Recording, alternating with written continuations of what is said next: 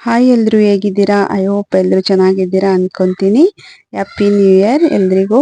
ನಾನಿವತ್ತು ತೋರಿಸ್ತಾ ಇರ್ತಕ್ಕಂಥದ್ದು ಸಿಂಪಲ್ ಆಗಿ ಮನೇಲೆ ಮಾಡ್ತಕ್ಕಂಥ ಚಾಕ್ಲೇಟ್ ಕೇಕ್. ಓವನ್ನ ಬಳಸದೆ ಮನೇಲೆ ಹೇಗೆ ಚಾಕ್ಲೇಟ್ ಕೇಕ್ ಮಾಡೋದು ಅಂತ ನಾವು ಈ ವಿಡಿಯೋದಲ್ಲಿ ನೋಡ್ತಾ ಹೋಗೋಣ. ಮೊದಲಿಗೆ ನಾನಿಲ್ಲಿ ಒಂದು ಪಾತ್ರೆನ ತಗೊಂಡು ಅದಕ್ಕೆ ಒಂದು 1/4 ಕಪ್ ಅಷ್ಟು ಎಣ್ಣೆನ ಸೇರಿಸ್ತಾ ಇದ್ದೀನಿ. ಅಡುಗೆ ಎಳ್ಳೆಣ್ಣೆ ಮತ್ತು ಕೊಬ್ಬರಿ ಎಣ್ಣೆನ ಹೊರತುಪಡಿಸಿ ಯಾವುದೇ ಎಣ್ಣೆನ ಬೇಕಾದರೂ ನಾವು ಇಲ್ಲಿ ಬಳಸ್ಬೋದು. ಈ ಎಣ್ಣೆ ಜಾಗದಲ್ಲಿ ಬೆಣ್ಣೆ ಕೂಡ ಬಳಸ್ಕೋಬಹುದು. ಎಣ್ಣೆ ಬೇಡ ಅಂದರೆ ಬೆಣ್ಣೆ ಬಳಸ್ಕೋಬಹುದು. ಜೊತೆಗೆ ಇಲ್ಲಿ ನಾನು ಒಂದು 3/4 ಕಪ್ ಅಷ್ಟು ಸಕ್ಕರೆನ ಸೇರಿಸ್ತಾ ಇದ್ದೀನಿ. ಗ್ರೈಂಡ್ ಮಾಡಿರ್ತಕ್ಕಂಥ ಸಕ್ಕರೆ ಪುಡಿ ಮಾಡಿಕೊಂಡು ಸಕ್ಕರೆನ ಹಾಕಿದ್ದೀನಿ. ಇವಾಗ ಇದಕ್ಕೆ 2 ಮೊಟ್ಟೆನ ಸೇರಿಸ್ತಾ ಇದ್ದೀನಿ. ಮೊದಲಿಗೆ ಒಂದು ಮೊಟ್ಟೆನ ಹಾಕಿ ನೀಟಾಗಿ ಮಿಕ್ಸ್ ಮಾಡಿಕೊಂಡು ಆಮೇಲೆ ಇನ್ನೊಂದು ಮೊಟ್ಟೆನ ಹಾಕ್ಕೋಬೇಕು.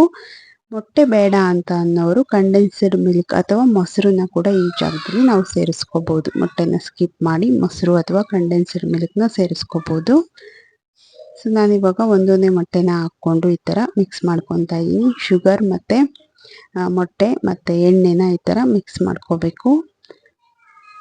ಈ ಕೇಕ್ ಬ್ಯಾಟರ್ನ ನಾವು ವಿತಿನ್ 10 ನಿಮಿಷದೊಳಗಡೆ ಬ್ಯಾಟರ್ನ ರೆಡಿ ಮಾಡ್ಕೋಬಹುದು. ಬೇಯಿಸ್ಲಿಕ್ಕೆ ಮಾತ್ರ ಸ್ವಲ್ಪ ಟೈಮ್ ಜಾಸ್ತಿ ಬೇಕಾಗುತ್ತೆ ಅಷ್ಟೇ. ಈ ಥರ ನೀಟಾಗಿ ಮಿಕ್ಸ್ ಮಾಡ್ಕೊಂಡಾದ ನಂತರ ಇದಕ್ಕೆ ಸಕ್ಕರೆನ ಹಾಕಿದಂಥ ಬಟ್ಲಲ್ಲಿ 1 ಕಪ್ ಫುಲ್ ನಾನು ಮೈದಾ ಹಿಟ್ಟನ್ನು ಹಾಕ್ತಾ ಇದ್ದೀನಿ. ಮೈದಾ ಹಿಟ್ಟಿನ ಬದಲಾಗಿ ನೀವು ಗೋಧಿ ಹಿಟ್ಟನ್ನು ಕೂಡ ಬಳಸ್ಕೋಬಹುದು. ನಾನು 3/4 ಕಪ್ ಸಕ್ಕರೆಗೆ 1 ಬಟ್ಲು ಮೈದಾ ಹಿಟ್ಟನ್ನು ಸೇರಿಸ್ತಾ ಇದ್ದೀನಿ. ಸ್ವೀಟ್ ಸ್ವಲ್ಪ ಜಾಸ್ತಿ ಲೈಕ್ ಮಾಡ್ತೀರಾ ಅನ್ನೋರು ಪೂರ್ತಿ 1 ಕಪ್ ಸಕ್ಕರೆನ ಹಾಕ್ಕೋಬೋದು. ಈಗ ಇದಿಷ್ಟನ್ನು ಗಂಟಿಲ್ಲದೆ ಒಮ್ಮೆ ಮಿಕ್ಸ್ ಮಾಡಿಕೊಂಡು ಇದಕ್ಕೆ ಒಂದು ಅರ್ಧ ಸ್ಪೂನಷ್ಟು ಬೇಕಿಂಗ್ ಸೋಡಾ, ಒಂದು ಅರ್ಧ ಸ್ಪೂನಷ್ಟು ಬೇಕಿಂಗ್ ಪೌಡರು, 1 ದೊಡ್ಡ ಚಮಚೆ ಕೋಕೋ ಪೌಡರ್ನ ಸೇರಿಸ್ಕೋಬೇಕು. ಜೊತೆಗೆ ಇದಕ್ಕೆ ಒಂದೇ ಒಂದು ಪಿಂಚಷ್ಟು ಉಪ್ಪನ್ನು ಹಾಕ್ಕೊಂಡು ಈಗ ಎಲ್ಲವನ್ನು ಮಿಕ್ಸ್ ಮಾಡ್ಕೊಳ್ಳೋಣ. ಈ ರೀತಿ ಒಮ್ಮೆ ಎಲ್ಲವನ್ನು ಮಿಕ್ಸ್ ಮಾಡಿಕೊಂಡು ತಗೋಬೇಕು.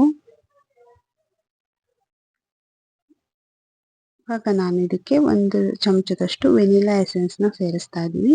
ವೆನಿಲಾ ಎಸೆನ್ಸ್ ಬದಲಾಗಿ ನೀವು ಏಲಕ್ಕಿ ಪೌಡರ್ನ ಕೂಡ ಹಾಕ್ಕೋಬೋದು. ಇವಾಗ ಕೊನೆಯಲ್ಲಿ ನಾನು ಕಾಯಿಸಿ ಆರಿಸಿದಂಥ ಹಾಲನ್ನು ಸೇರಿಸ್ತಾ ಇದ್ದೀನಿ. ಕೇಕ್ ಬ್ಯಾಟರ್ನ ಕನ್ಸಿಸ್ಟೆನ್ಸಿ ನೋಡಿಕೊಂಡು ನೀವು ಹಾಲನ್ನು ಸ್ವಲ್ಪನೇ ಹಾಕ್ಕೊಂಡು ಈ ಥರ ಮಿಕ್ಸ್ ಮಾಡ್ಕೋಬೇಕು. ಹಿಟ್ಟಿನಲ್ಲಿ ಯಾವುದೇ ರೀತಿ ಗಂಟುಗಳಿದ್ದರೆ ಕೂಡ ಈ ಟೈಮಲ್ಲಿ ನಾವು ನೀಟಾಗಿ ಹಾಲು ಹಾಕ್ಕೊಂಡು ಗಂಟುಗಳನ್ನು ಒಡೆಯೋ ರೀತಿ ಮಿಕ್ಸ್ ಮಾಡಿಕೊಂಡು ತಗೋಬೇಕಾಗುತ್ತೆ. ಒಂದು ಗಂಟುಗಳು ಇರದೇ ಇರೋ ಥರ ನೀಟಾಗಿ ಮಿಕ್ಸ್ ಮಾಡಿಕೊಂಡು ಈ ಥರ ರೆಡಿ ಮಾಡ್ಕೋಬೇಕು. ಯಾರೆಲ್ಲ ನನ್ನ ಚಾನಲ್ನ ಇನ್ನೂ ಸಬ್ಸ್ಕ್ರೈಬ್ ಮಾಡ್ಕೊಂಡಿಲ್ಲ ಪ್ಲೀಸ್ ನನ್ನ ಚಾನಲ್ನ ಸಬ್ಸ್ಕ್ರೈಬ್ ಮಾಡ್ಕೊಂಡು ನೋಡಿ. ಜೊತೆಗೆ ಒಂದು ಲೈಕ್ ಬಟನ್ನ ಒತ್ತೋದನ್ನು ಮರಿಬೇಡಿ. ಸೊ ನೋಡಿ, ಇವಾಗ ಈ ಕನ್ಸಿಸ್ಟೆನ್ಸಿನಲ್ಲಿ ರೆಡಿ ಮಾಡಿಕೊಂಡ್ರೆ ಕೇಕ್ ಬ್ಯಾಟರ್ ರೆಡಿ ಆಗುತ್ತೆ. ಇಷ್ಟು ಕನ್ಸಿಸ್ಟೆನ್ಸಿ ಇದ್ರೆ ಸಾಕು ಕೇಕ್ ಬ್ಯಾಟರ್. ನಿಧಾನವಾಗಿ ಮಿಕ್ಸ್ ಮಾಡಿಕೊಂಡ್ರೆ ಈ ಥರ ಕನ್ಸಿಸ್ಟೆನ್ಸಿ ರೆಡಿ ಆಗುತ್ತೆ.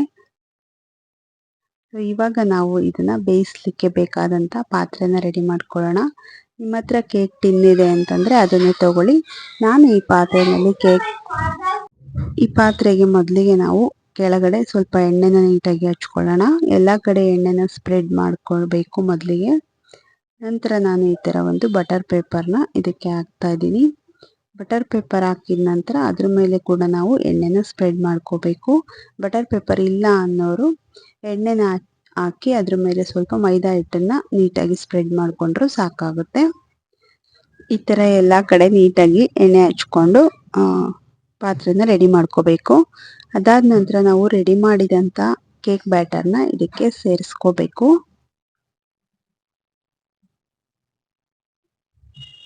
ಈ ಥರ ಕೇಕ್ ಬ್ಯಾಟರ್ನ ಪೂರ್ತಿ ನಾವು ಈ ಪಾತ್ರೆಗೆ ಹಾಕೊಂಡ ನಂತರ ಇದನ್ನು ಒಮ್ಮೆ ಈ ಥರ ಸೆಟ್ ಮಾಡ್ಕೋಬೇಕಾಗುತ್ತೆ. ಅಂದರೆ ಯಾವುದೇ ರೀತಿ ಏರ್ ಬಬಲ್ಸ್ ಇದ್ದರೆ ಅದು ರಿಮೂವ್ ಆಗಲಿಕ್ಕೋಸ್ಕರ ಈ ಥರ ಸೆಟ್ ಮಾಡ್ಕೋಬೇಕು. ಆನಂತರ ನಾನು ಇದಕ್ಕೆ ಸ್ವಲ್ಪ ಕಟ್ ಮಾಡಿದಂಥ ಬಾದಾಮಿನ ಮೇಲ್ಗಡೆ ಹಾಕ್ತಾ ಇದ್ದೀನಿ. ಸಣ್ಣಗೆ ಕಟ್ ಮಾಡಿ ಬಾದಾಮಿನ ಸೇರಿಸ್ತಾ ಇದ್ದೀನಿ. ಜೊತೆಗೆ ಸ್ವಲ್ಪ ಗೋಡಂಬಿನ ಕೂಡ ಕಟ್ ಮಾಡಿ ಇದಕ್ಕೆ ಸೇರಿಸ್ತಾ ಇದ್ದೀನಿ. ಇದ್ರ ಜೊತೆ ಚಾಕೋ ಚಿಪ್ಸ್ ಕೂಡ ನೀವು ಸೇರಿಸ್ಕೋಬೋದು. ನಾನು ಗೋಡಂಬಿ ಮತ್ತು ಬಾದಾಮಿ ಎರಡನ್ನ ಮಾತ್ರ ಇದಕ್ಕೆ ಸೇರಿಸ್ತಾ ಇದ್ದೀನಿ. ಈ ಥರ ಎಲ್ಲ ಕಡೆ ಗೋಡಂಬಿ ಬಾದಾಮಿನ ಹಾಕ್ಕೊಂಡ ನಂತರ ನಾವಿವಾಗ ಕೇಕ್ನ ಬೇಯಿಸ್ಲಿಕ್ಕೆ ಇಡಬೇಕಾಗುತ್ತೆ. ಇವಾಗ ಕೇಕ್ ಬ್ಯಾಟರ್ ಸಂಪೂರ್ಣವಾಗಿ ರೆಡಿ ಆಯಿತು. ಇವಾಗ ಒಂದು ಪಾತ್ರೆನ ಇಟ್ಟು ಅದ್ರ ಮೇಲೆ ಸ್ಟ್ಯಾಂಡ್ನ ಇಟ್ಟು ಒಂದು 10 ನಿಮಿಷ ಫ್ರೀ ಹೀಟ್ನ ಮಾಡಿಕೊಂಡು ಅದರೊಳಗಡೆ ಈ ಥರ ಕೇಕ್ನ ಇಟ್ಬಿಟ್ಟು ನಾವು ಒಂದು 30ರಿಂದ 35 ನಿಮಿಷ ಬೇಯಿಸ್ಕೋಬೇಕು. 30ರಿಂದ 35 ನಿಮಿಷ ಬೇಯಿಸ್ಕೊಂಡಾದ ನಂತರ ಈ ಥರ ಕೇಕ್ ರೆಡಿ ಆಗುತ್ತೆ. ಈ ಥರ ಒಂದು ಟೂತ್ ಪಿಕ್ ಹಾಕಿ ನಾವು ಚೆಕ್ ಮಾಡ್ಕೋಬೋದು. ಅದು ಯಾವುದೇ ರೀತಿ ಅಂಟಿಲ್ಲ ಅಂದರೆ ಬೆಂದು ರೆಡಿ ಆಗಿದೆ ಅಂತ ಅರ್ಥ.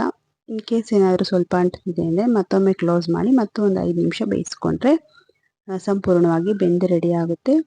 ನಂತರ ಒಂದು ಅರ್ಧ ಗಂಟೆ ಸ್ವಲ್ಪ ತಣ್ಣಗಾಗಲಿಕ್ಕೆ ಬಿಡಬೇಕು. ಅದಾದ ನಂತರ ಈ ಥರ ಸೈಡಲ್ಲಿ ಸ್ವಲ್ಪ ಬಿಡಿಸ್ಕೊಂಡು ತೆಗೆದ್ರೆ ನೀಟಾಗಿ ರೆಡಿಯಾಗಿ ಬರುತ್ತೆ ಕೇಕು. ಸೊ ನೋಡಿ ನೀಟಾಗಿ ರೆಡಿ ಆಗಿದೆ. ಓವನ್ ಇಲ್ಲದೇ ನಾವು ಪಾತ್ರೆನಲ್ಲಿ ಇಷ್ಟು ನೀಟಾಗಿ ಚಾಕ್ಲೇಟ್ ಕೇಕ್ನ ರೆಡಿ ಮಾಡ್ಕೊಂಡಿದ್ದೀವಿ. ಇವಾಗ ಸಾಫ್ಟ್ ಆದಂಥ ಒಂದು ಚಾಕ್ಲೇಟ್ ಕೇಕ್ ರೆಡಿ ಆಗಿದೆ. ಇದನ್ನು ನಾನಿಲ್ಲಿ ಕಟ್ ಮಾಡಿ ತೋರಿಸ್ತಾ ಇದ್ದೀನಿ. ಸೊ ನೀವು ಕೂಡ ಮನೆಗಳಲ್ಲಿ ಚಾಕ್ಲೇಟ್ ಕೇಕ್ನ ಟ್ರೈ ಮಾಡಿ, ಜೊತೆಗೆ ಹೇಗೆ ಬಂತು ಅಂತ ನನಗೆ ಕಾಮೆಂಟ್ ಮಾಡಿ. ನೀವು ಮೊಟ್ಟೆ ಬದಲಾಗಿ ಮೊಸರನ್ನ ಕೂಡ ಬಳಸಿ ಈ ಥರ ಕೇಕ್ನ ರೆಡಿ ಮಾಡ್ಕೋಬೋದು. ತುಂಬ ಸಿಂಪಲ್ ಆಗಿ ಮತ್ತು ಬೇಗ ಮಾಡ್ತಕ್ಕಂಥ ಒಂದು ರೆಸಿಪಿ ಆಗಿದೆ ಇದು. ಸೊ ಹೇಗಿತ್ತು ರೆಸಿಪಿ? ವಿಡಿಯೋ ಇಷ್ಟ ಆಯಿತಾ? ಒಂದು ಲೈಕ್ ಕೊಡೋದನ್ನ ಮರಿಬೇಡಿ. ಜೊತೆಗೆ ನನ್ನ ಚಾನಲ್ನ ಸಬ್ಸ್ಕ್ರೈಬ್ ಮಾಡಿಕೊಂಡು ನನ್ನ ಮುಂದಿನ ವಿಡಿಯೋಗಳಿಗಾಗಿ ಸಪೋರ್ಟ್ ಮಾಡಿ.